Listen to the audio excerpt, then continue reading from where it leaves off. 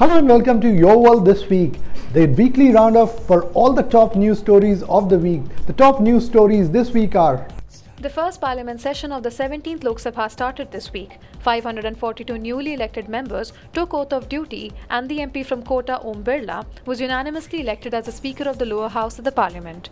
In the joint address in the parliament, President Ramnath Kovind said, "The people have given a clear mandate to the government to continue the developmental journey that started back in 2014.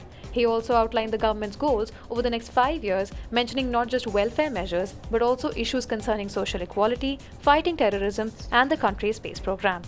Meanwhile, the newly elected government introduced a fresh triple talaq bill in the Lok Sabha amid vehement protests by the opposition members who claimed that it was a violation of the constitution.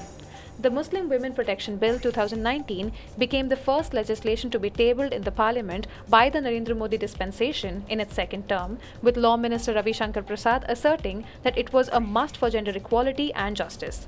"This is not a question of religion, but about justice to women," Prasad said.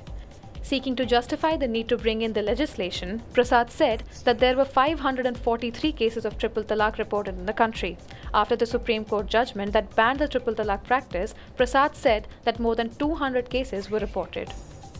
Bihar faces its worst nightmare as the death count rises to over 140 due to acute encephalitis syndrome. According to statistical reports, the total number of acute encephalitis syndrome cases reported in Bihar since June 1, 2019 are 626, with a death count that has risen up to 140. As per reports, the Muzaffarpur district has recorded the highest number of deaths in the state, with the death toll rising to 128. Deaths have also been reported from districts like East Champaran, Bhagalpur, and Sitamarhi.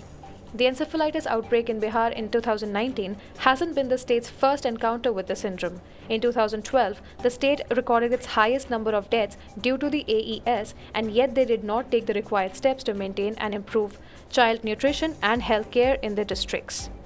The world celebrated the 5th International Yoga Day this week, and PM Narendra Modi hosted a grand event at the Prabhat Tara ground in Ranchi. He said it is time to take yoga to the villages. "Now I have to take the journey of modern yoga from the cities to the villages, to the poor and the tribal houses.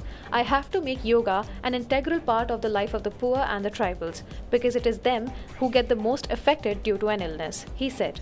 People from all across the globe celebrated Yoga Day by performing yoga. In a first of its kind, members of the United Nations were seen practicing different asanas in an indoor yoga session to celebrate the global event, with chants of Om echoing in the iconic UN General Assembly Hall. The theme of this session was Yoga for Climate Change. Speaking at the event, India's permanent representative at the UN, S. Akbaruddin, stated that he hopes that the indoor yoga session, which is the first of its kind, will reinforce the value of cleaner, greener, and more sustainable future. The United Nations headquarters was lit up with the posture of Surya Namaskar and the message of Yoga for Climate Change, as India's permanent mission to the UN kickstarted its celebration for the 5th International Day of Yoga. Chennai faces one of the worst bouts of water crisis in the recent past. The entire state of Tamil Nadu is facing severe water shortage as several water bodies lay dried up due to the lack of rain. The Tamil Nadu state government turned down Kerala's offer to send in 20 lakh litres of water as aid. Pinarayi Vijayan, Kerala's chief minister, took to Facebook over the issue and wrote, "In response to our offer, we have been informed that at present, Tamil Nadu has sufficient water supply and doesn't require additional assistance from Kerala. Several hostels and hotels are also taking drastic measures to keep a check on water consumption by asking the guests to use water judicially." Shabin Sarvottam, senior general manager of Radisson Blu GRT Hotel, said, "Earlier we were getting metro water, but for the past 3 months our supply has been stopped." Superstar Shah Rukh Khan and his son Aryan Khan will lend their voices for the Hindi version of the upcoming film, The Lion King. They will be voicing King Mufasa and his son Simba, respectively. "As a father, I can totally relate with Mufasa and the enduring relationship he shares with his son Simba. The legacy of Lion King is timeless, and being a part of this iconic reimagining with my son Aryan makes it extra special for me. We are most excited that Abram is going to watch this," Shah Rukh Khan said in a statement. Shah Rukh Khan tweeted a picture of him and Aryan ready to watch the India-Pakistan World Cup match from Manchester on a television. In a special surprise, they wore T-shirts in the Team India colours as Mufasa and Simba. In a major blow for the Indian cricket team, opener Shikhar Dhawan has been ruled out of the ongoing 2019 Cricket World Cup following his thumb fracture. Dhawan injured his thumb while batting against Australia, where he played a match-winning knock of 117 runs. The team management had called in Rishabh Pant from India as a cover just before India's match against New Zealand, which was eventually washed out without a ball being bowled. In the big match against Pakistan, KL Rahul walked in to open with Rohit Sharma, wherein he scored 57 and added a record 136 first-wicket partnership. India has had a great start to the World Cup journey as they have remained undefeated against South Africa, Australia and Pakistan, while the game against New Zealand was washed out.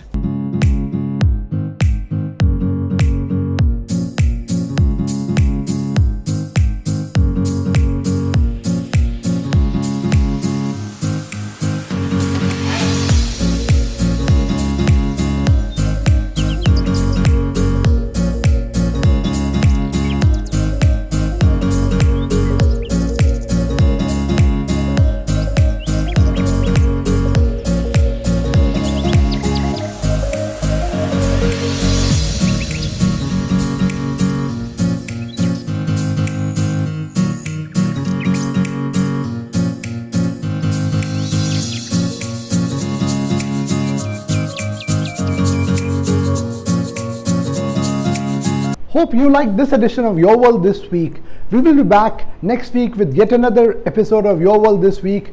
Have a good day.